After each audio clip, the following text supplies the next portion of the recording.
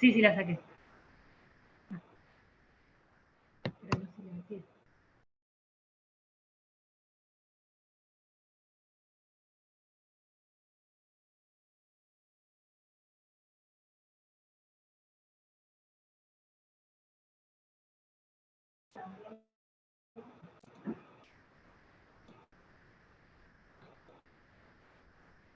Hola. Hola, muy buenas tardes a todos. Bienvenidas a todas las personas que se están sumando a esta nueva reunión de FUCA, a este encuentro de este día en el cual vamos a hablar de nutrición, especialmente referidos a los pacientes que están cursando, que están conviviendo con el cáncer de colon. Bienvenidos a todos los que se suman a través de el Zoom y también a través de las redes sociales. Les cuento que estamos transmitiendo en este momento en directo también a través de Facebook. Es desde la Fundación Cáncer FUCA, para quienes nos ven por primera vez o no nos conocen. Les cuento que FUCA es la fundación que funciona en el Instituto Alexander Fleming de la ciudad de Buenos Aires,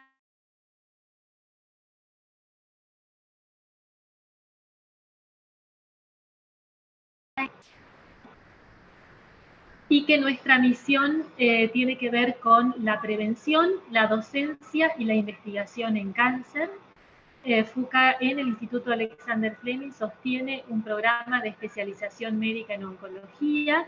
También apoyamos o mantenemos el funcionamiento de un centro de investigaciones oncológicas, donde trabajan muchos investigadores, principalmente pertenecientes al CONICET.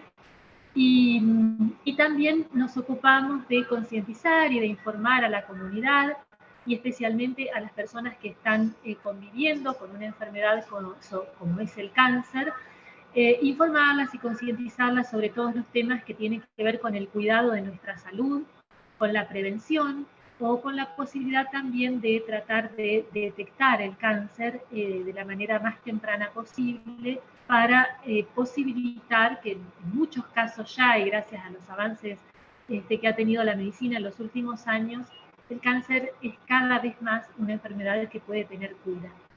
Así que, bueno, nuevamente bienvenidos a todos. Esta clase, esta charla está siendo grabada. En breve va a estar subida la grabación a la página web de FUCA, especialmente a una página web nueva que tenemos en FUCA, que es la comunidad FUCA. Aprovecho también este momento para invitarlos a todos ustedes a registrarse en comunidad.fuca.org.ar. Es una página y es un proyecto que hemos creado para todos ustedes, para ofrecerle muchas posibilidades de interacción, de aprender mucho, de capacitarnos, y también para tener la posibilidad de encontrarnos con otras personas y bueno, y de pasar un momento agradable en muchas charlas y actividades y cosas lindas que les vamos a proponer de FUCA a partir de este momento, a partir de ahora que se ha inaugurado este nuevo sitio web de la comunidad. Así que los invitamos a todos a conocerlo y a registrarse para recibir la información de todas las propuestas que tenemos para ustedes. Bueno, aprovecho también este momento para agradecer a todas las personas que hacen posible la actividad de FUCA, que nos apoyan económicamente. Especialmente hay muchas empresas que también apoyan la causa de FUCA, y en particular quiero agradecer hoy a los laboratorios Merck y al laboratorio Servier, que son los que especialmente han apoyado estas charlas que hemos tenido durante todos los martes del mes de noviembre, especiales para pacientes de cáncer de colon. Y les agradecemos mucho porque a través de sus donaciones hacemos posible no solo estas charlas, sino también las otras actividades de FUCA que yo les estaba contando. Agradecemos siempre también al Instituto Alexander Fleming, que es la casa de FUCA, que es donde funciona FUCA, y sobre todo a todo su equipo profesional, que son los que nos acompañan para dar estas charlas y para llegar hasta ustedes con toda su experiencia y sus conocimientos. Hoy nos acompañan la licenciada Gabriela Santos Mendiola, que es la jefa del servicio de nutrición del Instituto Alexander Fleming, que ya está saludando, y nos acompañan también dos especialistas en nutrición, dos licenciadas que forman parte de su equipo, que son la licenciada Silvina Mayo y la licenciada María Laura Tesey. Y está también presente, porque para nosotros es importante que siempre nos acompañen en estas charlas, una médica especializada en oncología clínica, en este caso la doctora Romina Luca, que fue becaria de FUCA, se especializó en oncología clínica acá en el Instituto Alexander Fleming, y bueno, y ahora también es parte de nuestro equipo y sobre todo parte del equipo de médicos que se han especializado en tumores gastrointestinales, o sea, oncólogos clínicos, pero con una especialización más. Así que bueno, no hablo más yo, que ya hablé demasiado, les paso el micrófono a las especialistas, que es en definitiva quienes ustedes hoy quieren escuchar con su charla y con todos sus consejos. Gracias especialmente a estas profesionales, a este equipo profesional que hoy nos acompaña, y bueno, me silencio, basta de hablar yo.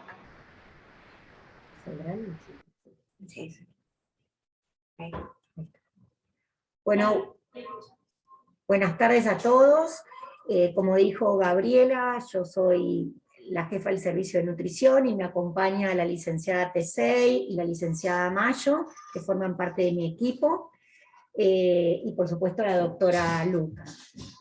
Puntualmente el día de hoy vamos a hablar un poco de dieta, nutrición y cáncer, y fundamentalmente de prevención en el caso con respecto a la dieta y en el caso de cáncer colorectal.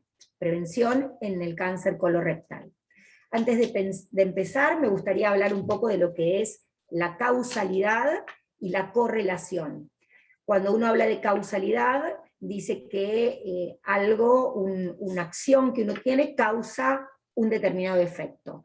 En medicina es muy difícil hablar de que, por ejemplo, una dieta rica en carnes rojas va a producir cáncer de colon. Esto en medicina es muy difícil de manejar. Nosotros hablamos más que nada de correlación. Una dieta rica, por ejemplo, en carnes rojas, se correlaciona con un aumento en el índice o en las chances de padecer cáncer colorectal.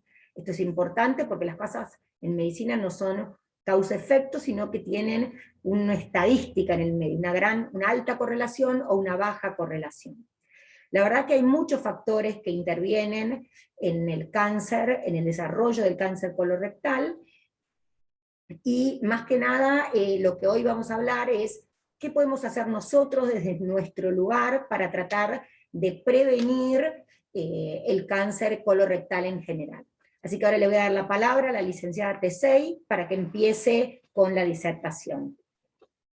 Bueno, buenas tardes, mi nombre es María Laura, vamos a hablar un poquito, hoy nos vamos a enfocar un poco en la prevención del cáncer colorectal y los factores que están relacionados con la dieta y el estilo de vida.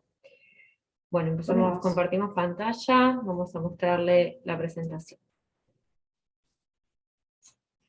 Bueno, comenzamos comentando primero algo súper importante, que es que en Argentina el cáncer colorectal es la segunda causa de mortalidad en ambos sexos, ¿sí? Si tenemos en cuenta hombre y mujer. Después, si separamos por sexo, la estadística es distinta. Esta primera gráfica que pusimos acá es a puntapié de lo que nos está pasando mucho últimamente a todos, y es que estamos como muy invadidos por la información que nos llega a través de diferentes canales de comunicación, redes sociales, televisión, medios digitales, ¿sí? Bueno, ¿qué pasa? Muchas veces la información que circula en estos medios no es de carácter estrictamente científico. Entonces, lo más importante y lo que queremos hacer hincapié es que todo lo que sea referente a los aspectos nutricionales que si tienen dudas se asesoren con un especialista, sí que les va a poder dar como un consejo avalado en información científica y certera, y que esté comprobada, ¿sí? O que sea con alto nivel de evidencia, ¿sí? Porque muchas veces todas estas informaciones que se cuelan en las redes no tienen un sustento científico sólido, ¿eh? Así que bueno, ¿avanzamos? Bueno, el cáncer de colon rectal, hay factores que son no modificables y factores modificables, ¿sí? Dentro de los no modificables, bueno, nosotros no podemos hacer nada, y bueno, estos están dados por la edad, la raza, los antecedentes familiares, la presencia de pólipos o enfermedades inflamatorias del colon. Pero hoy vamos a hacer hincapié en los modificables. ¿Por qué? Porque son los que nosotros, desde nuestra modificación de actitudes y hábitos, podemos inferir y disminuir el riesgo, ¿sí? Dentro de estos tenemos el tabaquismo, la obesidad, el consumo excesivo de alcohol, el sedentarismo y el consumo de carnes rojas y procesadas. Bueno, lo que tenemos, digamos, dentro de los factores modificables, los que tenemos que aumentar y los que son beneficiosos para disminuir el riesgo del cáncer colorectal, está la actividad física regular, el consumo de fibra, el mantenimiento de un peso saludable. Y nos vamos, sí, la siguiente, Silvi, y vamos a empezar con la actividad física, ¿sí? Bueno, la recomendación en la actualidad con respecto a la actividad física es hacerlo de manera regular, ¿sí? O sea, según estadísticas de la OMS, más de un cuarto de la población mundial no cumple con las recomendaciones de actividad física. Esto es un montón de gente que no estaría cumpliendo con la recomendación. ¿Cuánto se recomienda de actividad física? Bueno, esto sería así. Tenemos que entre 150 y 300 minutos semanales de actividad física moderada e intensa, o 75 a 150 minutos de actividad física vigorosa. ¿A qué se refiere actividad física moderada o intensa? Bueno, en esto incluimos actividades como si fueran una caminata activa, nadar libremente en una pileta, pasear en bicicleta, hacer actividades de jardinería. Son como actividades que requieren un gasto físico, pero no es excesivo. Ya cuando hablamos de una actividad física vigorosa, no, ahí ya estamos hablando de un entrenamiento, ¿sí? Puede ser el running, entrenamiento de fútbol, de rugby, entrenamiento funcional, entrenamiento de natación, ¿sí? O ciclismo, pero ya a un nivel un poco más exigente. ¿Cuál es el beneficio, ¿no? de aumentar la actividad física? Bueno, disminuye no solamente el riesgo de cáncer colorectal directamente, sino que también el riesgo de enfermedades crónicas no transmisibles, como son la diabetes, la hipertensión, el riesgo del sobrepeso y la obesidad, que en sí mismos son factores de riesgo para el cáncer colorectal, fortalecen los músculos, mejoran el estado de ánimo, disminuyen el riesgo de padecer estrés, ansiedad y depresión, y también mejora la autoestima y proporcionan bienestar a la persona que lo realiza. Bueno, en cuanto al otro factor modificable que se refiere al consumo de fibra, debemos tratar de mantener, todo esto hablando de la prevención, ¿verdad? En una persona sana tenemos que aumentar el consumo de fibra alimentaria. La recomendación actual es de 25 gramos por día, llegando a valores de 40 gramos si nos regimos por la recomendación de la OMS. ¿Cómo hacemos para aumentar en nuestra dieta habitual el consumo de fibra? Es a través de incorporar los cereales integrales, las legumbres, las frutas y verduras, las semillas y los frutos secos. El beneficio de la fibra, digamos, en la disminución del riesgo de cáncer colorectal, está relacionado a factores, está en estudio obviamente, pero se estima que esto se debe a que disminuya el tiempo del tránsito intestinal, lo que hace que todos los productos carcinogénicos que estén en el colon estén menos tiempo en contacto con la mucosa, aumenta el volumen también de la materia fecal, lo que los estaría como diluyendo, y por otro lado, la fibra cuando llega al colon se fermenta por las bacterias que están ahí viviendo en el colon, y producen como si fuera un alimento que es fundamental para las células del colon, y también producen como un efecto protector y antioxidante. Bien. Bueno, esta recomendación es la que es para la población general saludable, ¿sí? Que está basada en las guías alimentarias argentinas, que es el consumo de 5 porciones de entre frutas y verduras por día. Esto que equivale a 2 o 3 frutas diarias, más medio plato de vegetales, tanto en almuerzo como en cena, ¿sí?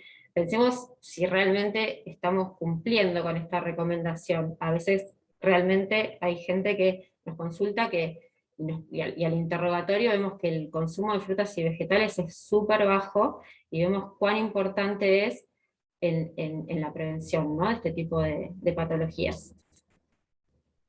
Bueno, dentro de las frutas secas, que también son muy buenas fuentes de fibra, tenemos lo que serían todas las avellanas, las almendras, las castañas, y dentro del grupo de las semillas, bueno, hay gran variedad, así que podemos incorporar en la alimentación, ya sea china, lío, girasol, sésamo, se pueden consumir molidas, en panes, en tartas, ¿sí? La verdad que agregarlas en las preparaciones es súper fácil, pero bueno, es toda una cuestión de cambio de hábitos. Otro factor que está estudiado y que se correlaciona con una disminución en el riesgo de padecer cáncer colorectal es el consumo de los granos enteros, ¿sí? ¿A qué nos referimos con los granos enteros? Tanto cereales como legumbres, ¿sí? Todo lo que sea integral, que tenga su cáscara. ¿Por qué?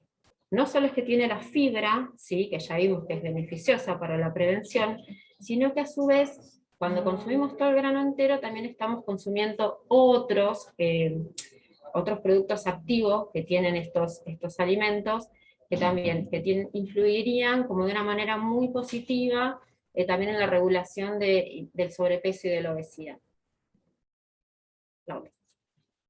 Bueno, en cuanto al control de peso, que habíamos nombrado que era muy importante, porque es uno de los factores que influye en el desarrollo de varios tipos de cáncer, tanto el de mama, el de colon, páncreas, se relaciona con varios tipos de cáncer, el sobrepeso y la obesidad. Tenemos que tener en cuenta que es una enfermedad crónica con mayor prevalencia a nivel mundial, ¿sí? Por eso es tan importante hacer hincapié en el tema de mantener un peso saludable, porque no solo que nos predispone a padecer determinados tipos de cáncer, sino que también nos predispone a desarrollar enfermedades crónicas, como diabetes, hipertensión, enfermedades cardiovasculares, ¿sí? Todas las cuales son prevenibles, si mantenemos un peso saludable. Acá en esta gráfica lo que le mostramos es lo que se llama el índice de masa corporal, con su escala de valores, donde, digamos, lo que se hace es evaluar si nosotros estamos en peso en función a nuestra talla. Digamos, esto es un cálculo que podemos hacer cualquiera en casa, ¿sí? Se calcula el peso en kilos el peso en kilos dividido la talla en metros al cuadrado. Y eso nos da un resultado. Por arriba de los 24,9 estamos hablando de sobrepeso, y más de 30 ya estamos hablando de obesidad. Otro índice que podemos medirnos en casa muy fácilmente es el diámetro de la cintura, ¿sí? A la altura del ombligo, bueno, si nos da en el hombre mayor a 102 y en la mujer mayor a 88, estamos hablando de un riesgo aumentado que nos llevaría a padecer enfermedades cardiovasculares. Bien, bueno, ahora vamos a hablar de lo que tenemos que limitar en la prevención del cáncer colorectal.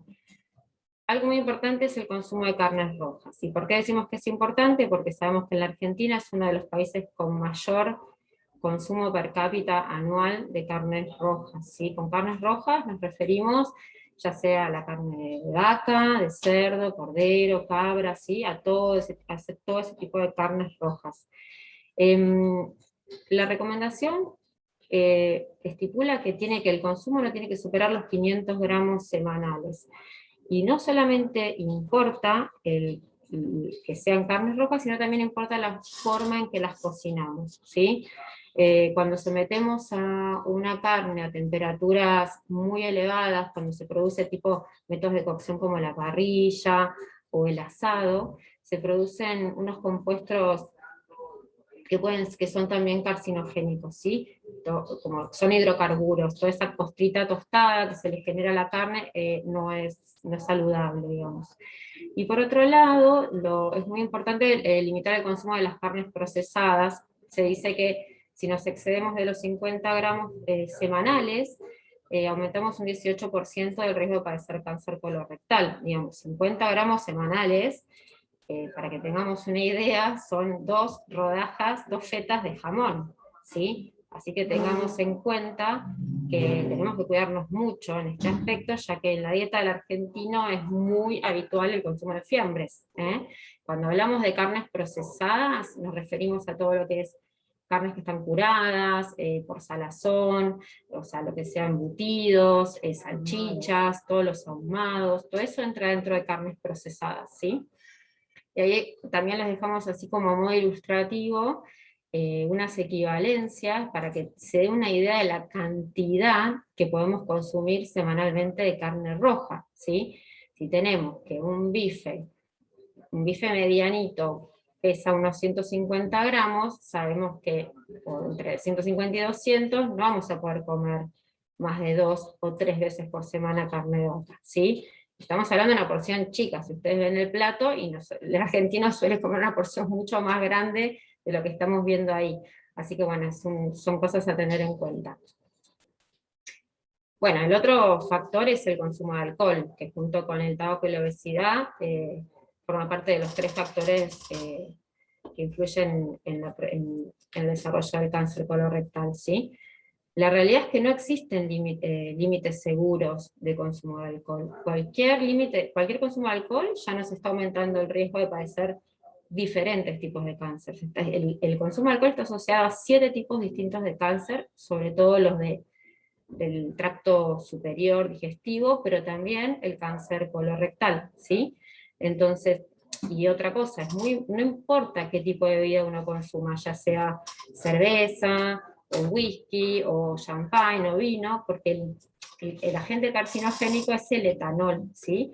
Entonces, lo que va a variar de acuerdo al tipo de bebida es la concentración de etanol que tenga esta bebida, ¿sí? Por eso, acá en la gráfica lo que vemos es más o menos cuánto sería la ingesta a no superar si es que decidimos consumir alcohol. En el hombre, lo ideal es no superar los 30 gramos diarios, y la mujer más o menos sería entre 15 y 20, ¿sí? Que sería la mitad de lo del hombre. ¿A qué equivalen 30 gramos de alcohol? Bueno, es una pinta de cerveza o 2 copas de vino chicas. Cuando hablamos de 2 copas de vino, no son 2 copas de vino llenas hasta arriba, sino que es menos de la mitad de la copa, digamos, ¿no? O 2 copas de champagne chico, o una sola medida de bebida espirituosa, que son estas que tienen muy alta concentración de etanol, que es el agente que es lo que resulta tóxico para la mucosa del cuerpo, del intestino. Bueno, y acá lo que les dejamos, para que le presten atención, esta es la gráfica de la alimentación saludable, son las guías que están hechas para la población argentina.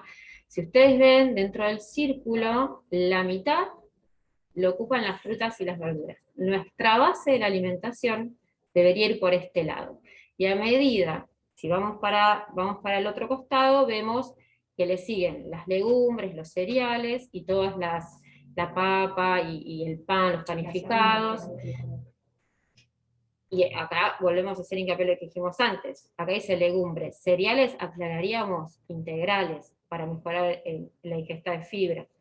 Después vienen los lácteos, después vienen las carnes y los huevos, y queda un lugar más chiquitito para los aceites, las frutas secas y las semillas, que son más bien fuente de ácidos grasos, en caso de las semillas y las frutas secas de fibra, y muy, muy, muy, muy chiquitito abajo están los de consumo opcional, que son todo lo que sean los azúcares simples, las grasas saturadas, todos los productos, las golosinas, copetín, todo eso lo que básicamente no debemos consumir a diario.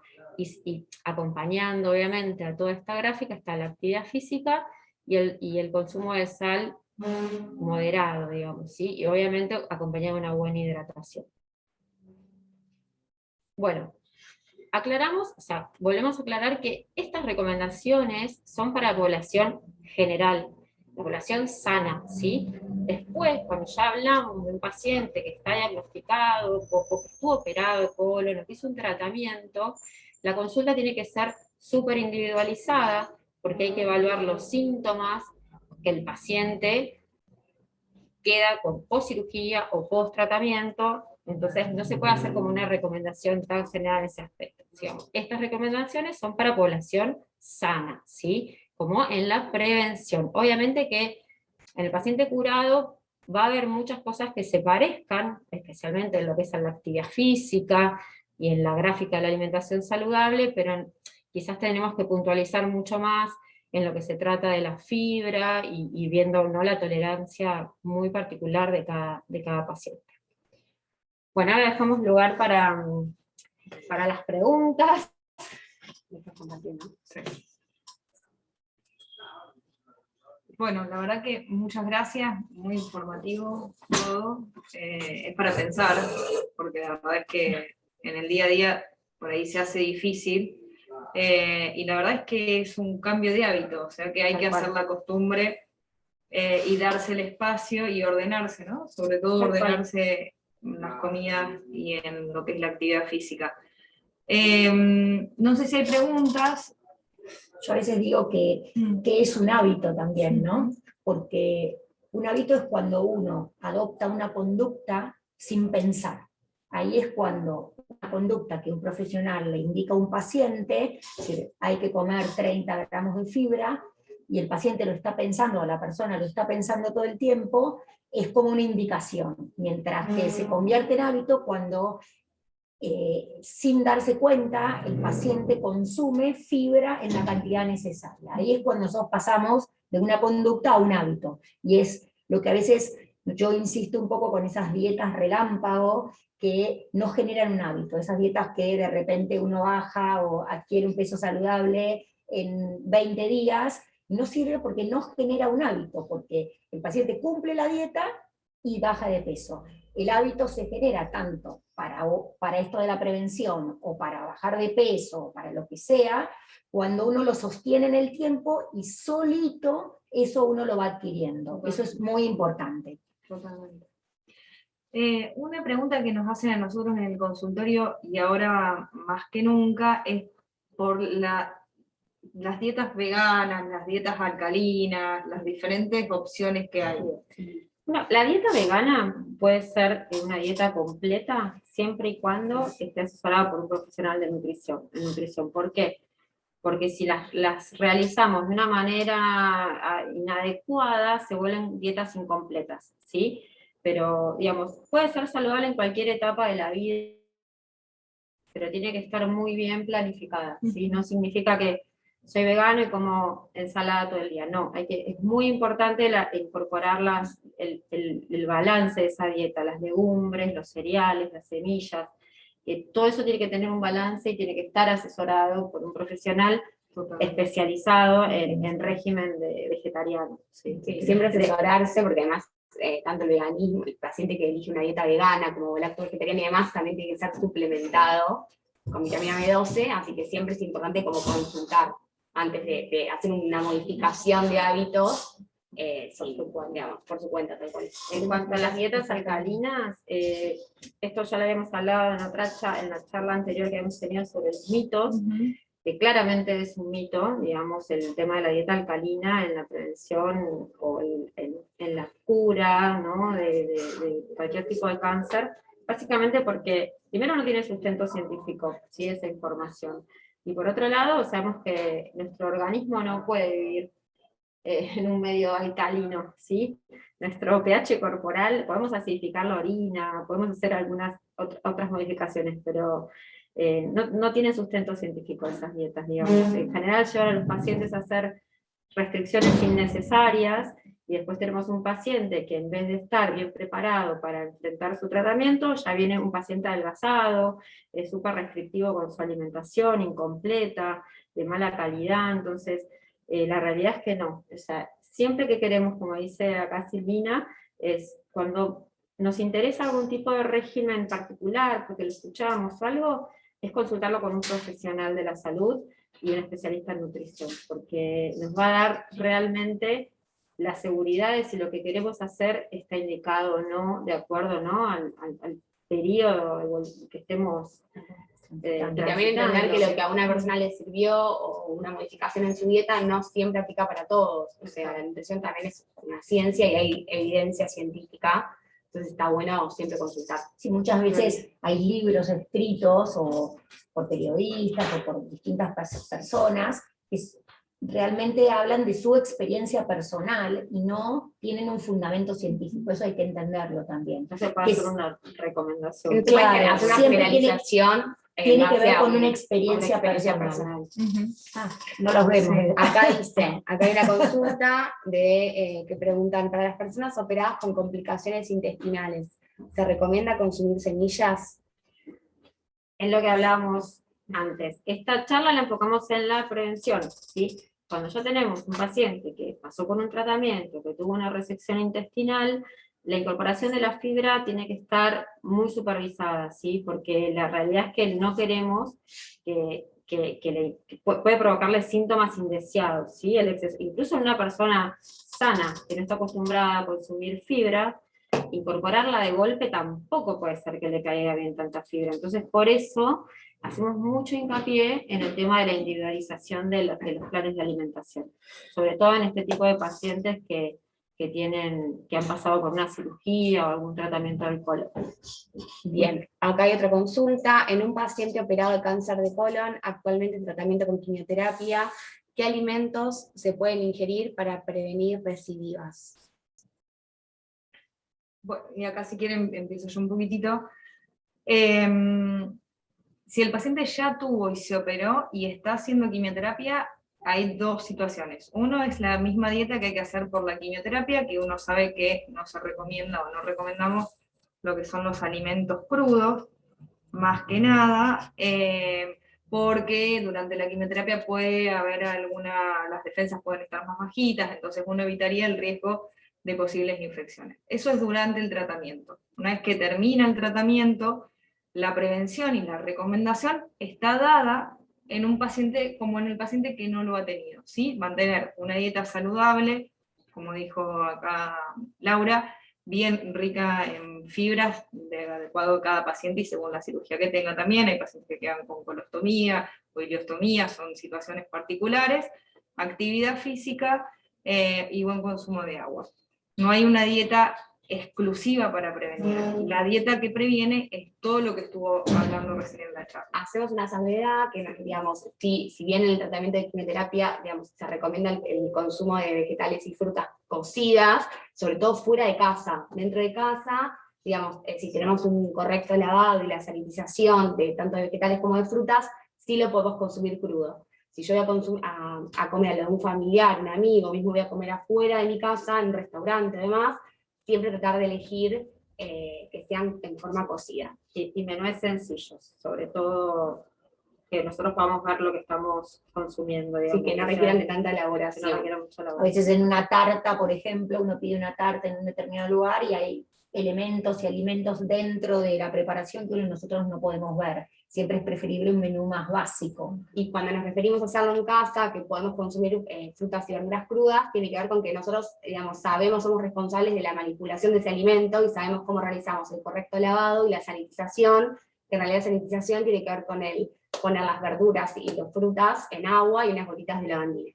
Y el almacenamiento, obviamente, y el manipuleo de esos alimentos que también se pueden contaminar. Hay varias etapas donde el alimento se puede contaminar, entonces en casa uno es muy consciente de cómo realiza esta manipulación, digamos, tanto en la compra, como, bueno, nosotros tenemos desarrollado este tema, digamos, tanto en la compra de los alimentos, como en la preparación y en el almacenamiento. Son los 3 puntos críticos de control que tenemos que tener en cuenta para que el alimento sea inocuo, ¿sí? Que no nos enferme, que no nos produzca una infección causada por alimentos. Esto obviamente es para toda la población, de todas maneras, no es solamente para el paciente oncológico. Acá aparece una pregunta que dice, pregunta de Facebook, he sido operado el 8 de este mes, me interesa saber cómo debo seguir mi alimentación, vengo haciendo dieta, siguiendo videos de Google y leo que vi en la clínica.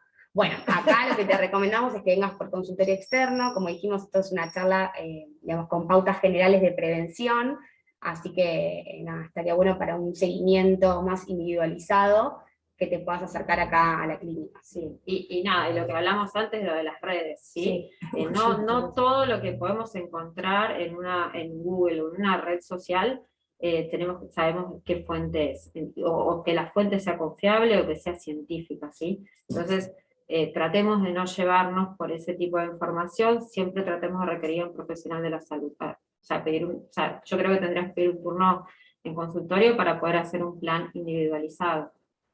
Y para el sí. No.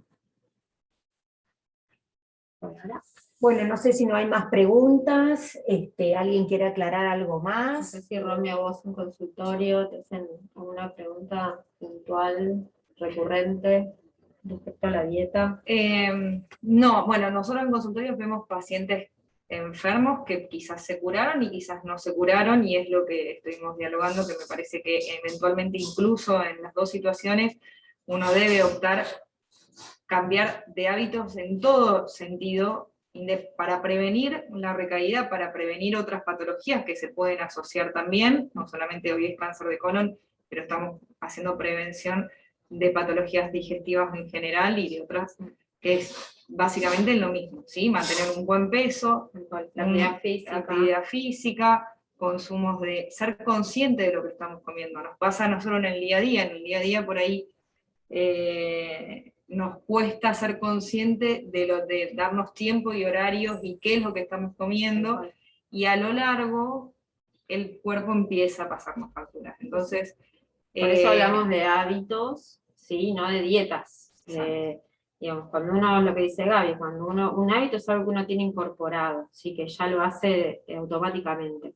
Si nosotros logramos que nuestras elecciones sean saludables por hábito, intuitivamente, vamos a poder lograr una alimentación mucho más saludable, y eso hace que nos mantengamos también en un peso saludable, ¿sí?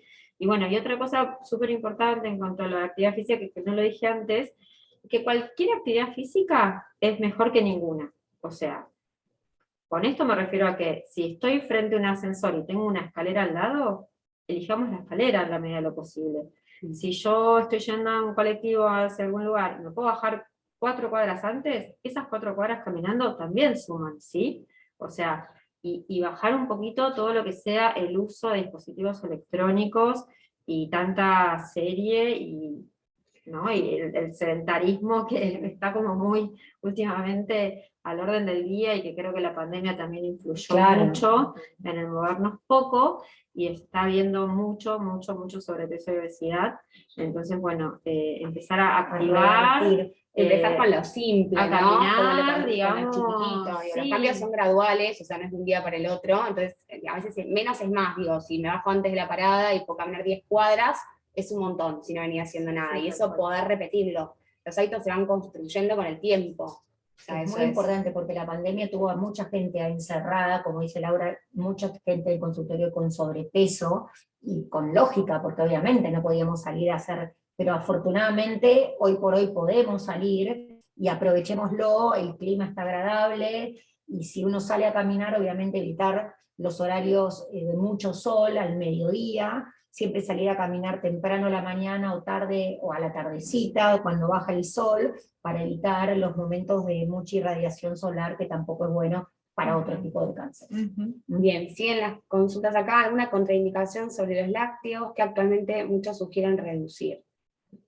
Hay mucho mito con respecto al consumo de lácteos. De hecho, hay bastantes publicaciones que hablan de que el calcio puede tener un efecto protector, ¿sí? En el cáncer colorectal. No lo incluimos en la charla como un punto importante porque, digamos, el nivel de evidencia es limitado por ahora. Lo que sí se recomienda, sí, es cumplir con la recomendación de ingesta diaria, que más o menos son 1000 miligramos de calcio día, ¿sí? En la población adulta. Después tenemos, en la posmenopausia es un poquito más, y en los niños un poco más. Pero de hecho el calcio se habla que tiene sobre todo un efecto protector, siempre que venga de la mano de lácteos descremados, ¿sí? no consumir quesos muy grasos, ni con mucho contenido de sal, que en general cuanto más duro el queso, más calcio tiene, pero también tiene más grasa y más sodio. Entonces, elegir quesos blandos, descremados, lácteos descremados, yogures descremados, ¿sí?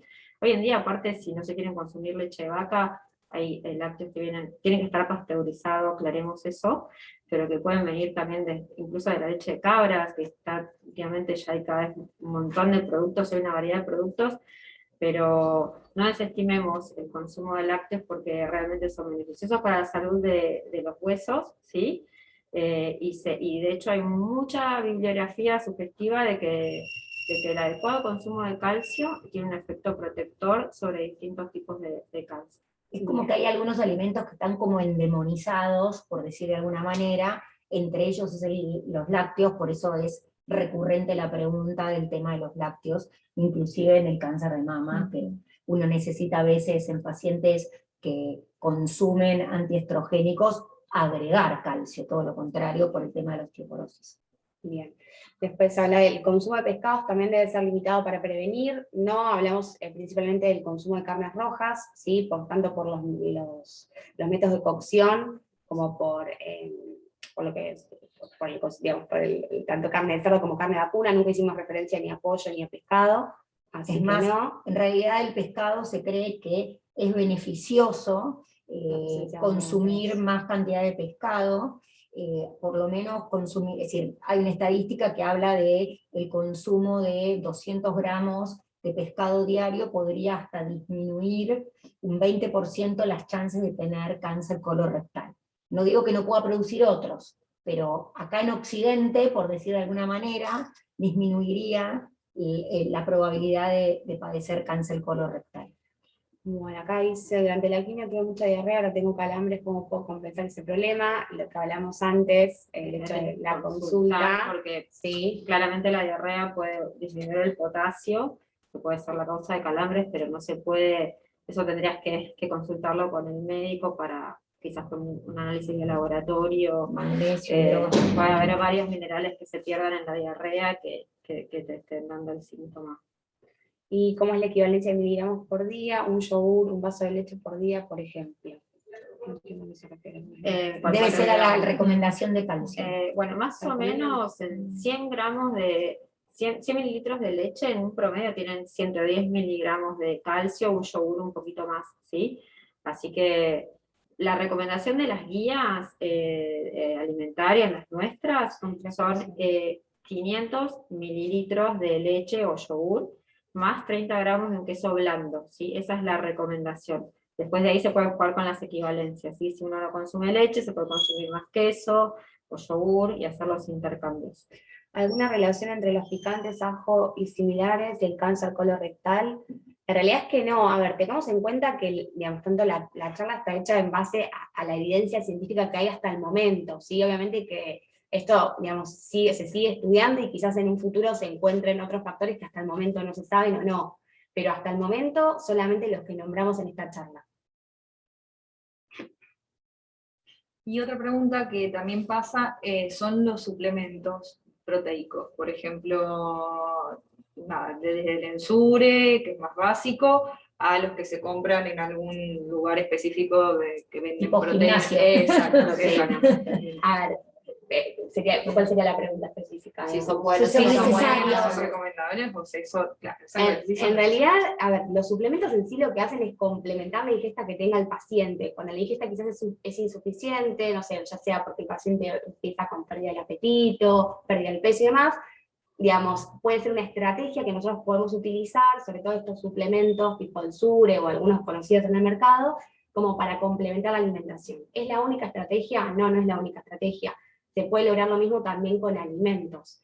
Ahora, siempre es importante, tanto al indicar algún suplemento de ese tipo, o algún suplemento a base de proteínas específicas, que el paciente tenga un control de laboratorio, porque si no yo puedo caer en, digamos, en aumentar la ingesta de proteínas sin saber si esa función renal está normal o no. Entonces, en vez de generar un beneficio, termino generándole quizás un daño.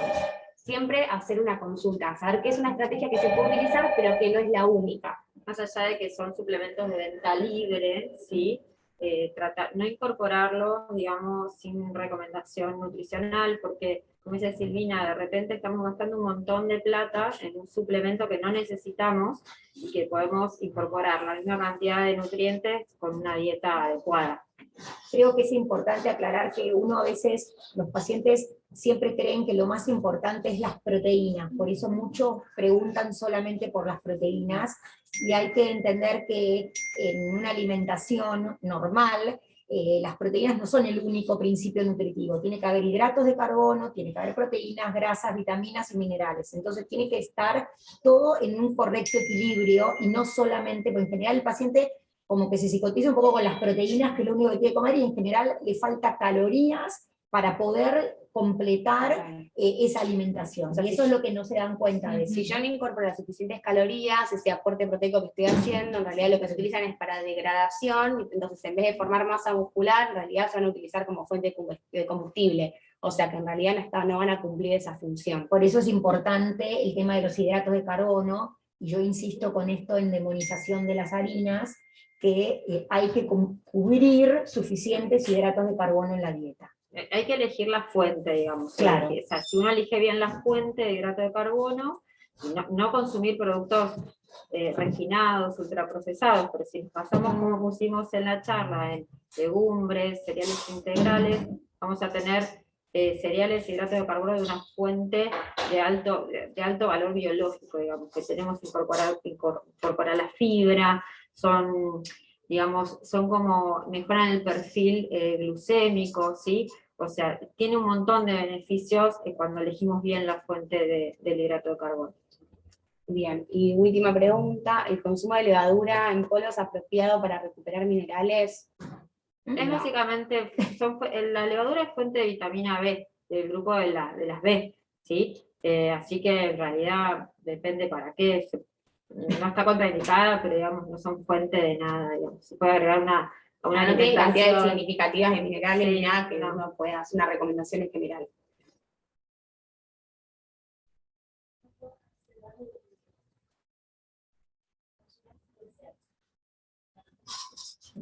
Ahí Ahí es la que quedó. No, quedó la última. Bueno, hola, aquí estamos de nuevo desde aquí, desde FUCA. Bueno, muchísimas gracias. Creo que ya contestamos unas cuantas preguntas, parecería que no van apareciendo más preguntas. De todas maneras, invitamos a quienes se hayan quedado con alguna duda, eventualmente a transmitírnosla a través de las redes de FUCA, y trataremos de consultar a los profesionales, a las licenciadas, y transmitir la respuesta a través de las redes sociales. No me queda más que agradecer muchísimo a las licenciadas, a la licenciada Mendiola y a todo su equipo, también a la doctora Romina Luca. Realmente fue una charla súper clara, y creo que siempre es importante tratar de responder a estas preguntas y de quitar tantos mitos y tantas falsas ideas que hay, falsos conceptos que hay con respecto a la nutrición. Y bueno, sobre todo concientizar sobre la necesidad de alimentarnos bien y de hacer actividad física, sobre lo cual en FUCA siempre insistimos tanto. Así que nuevamente, gracias. Gracias Gabriela, gracias Laura, gracias Silvina, y gracias Romina por esta charla. Les recuerdo a todos los que nos están escuchando que va a quedar grabada, que se va a subir al sitio web de FUCA, así que cualquier duda o si quieren volver a escucharla, lo van a poder hacer a partir de mañana. Y bueno, y con esto vamos cerrando la transmisión, y nuevamente los invitamos a todos a seguirnos en las redes sociales, a seguir conectados con FUCA, que vamos a tener muchas actividades y propuestas interesantes para todos ustedes. Nuevamente gracias y aplausos. Bueno. Dani, ¿cortas vos?